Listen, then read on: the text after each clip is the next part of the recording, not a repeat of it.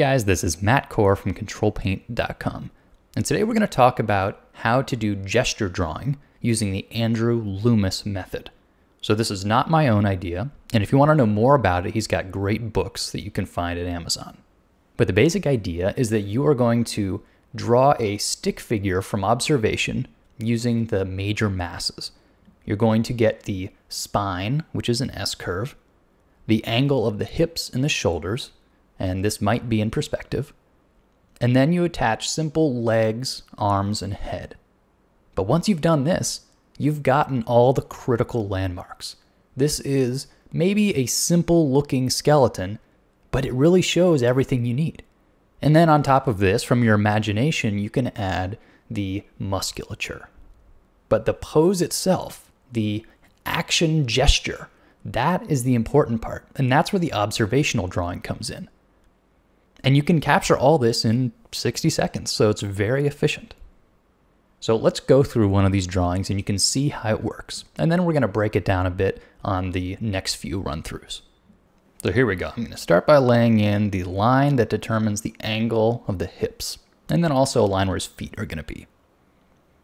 And then I'm going to throw in a head real quick. But here is the S-curve that I was talking about. And this is so central to the pose. Next, I'm just going to lay in the quick legs. And even then I know something about the general proportions of the anatomy, what I'm looking at in the reference are the angles.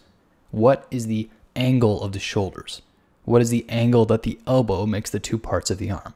That's what you're looking at in your reference. And so here at slightly less than a minute, I'm essentially done. I've gotten most of the masses in place.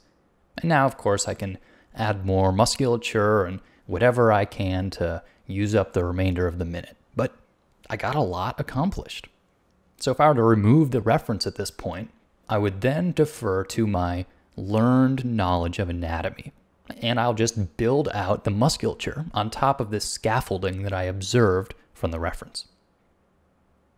But the beauty really is this skeleton. So let's do one more here.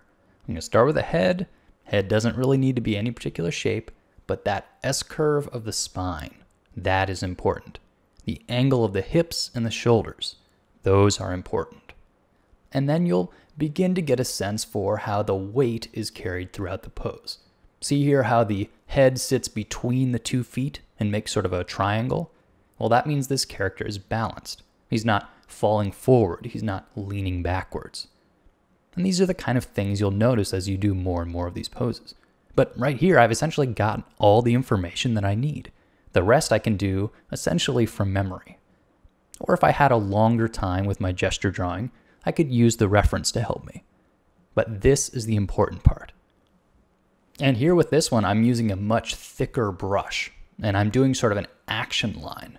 And this is the load-bearing leg and the S-curve combined in a single stroke.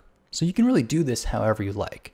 The important part is to be able to quickly gather a certain amount of information about a pose and then do the rest by memory.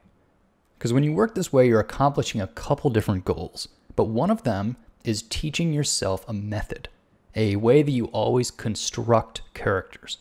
And what this means is that when you go to draw one completely from your imagination, you can follow the same abstraction.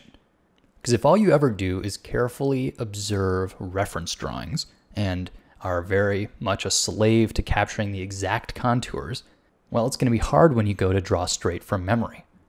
But if you can abstract the character into these basic steps, starting with a skeleton and then building, well, then it's almost the same drawing it from your imagination as it is drawing it from reference.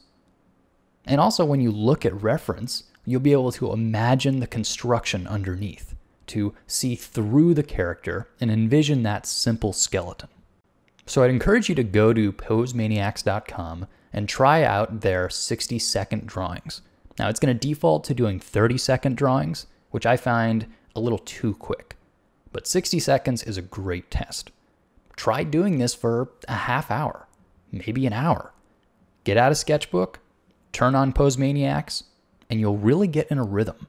This is a great exercise. So good luck, and thanks for coming to Ctrl+Paint.com.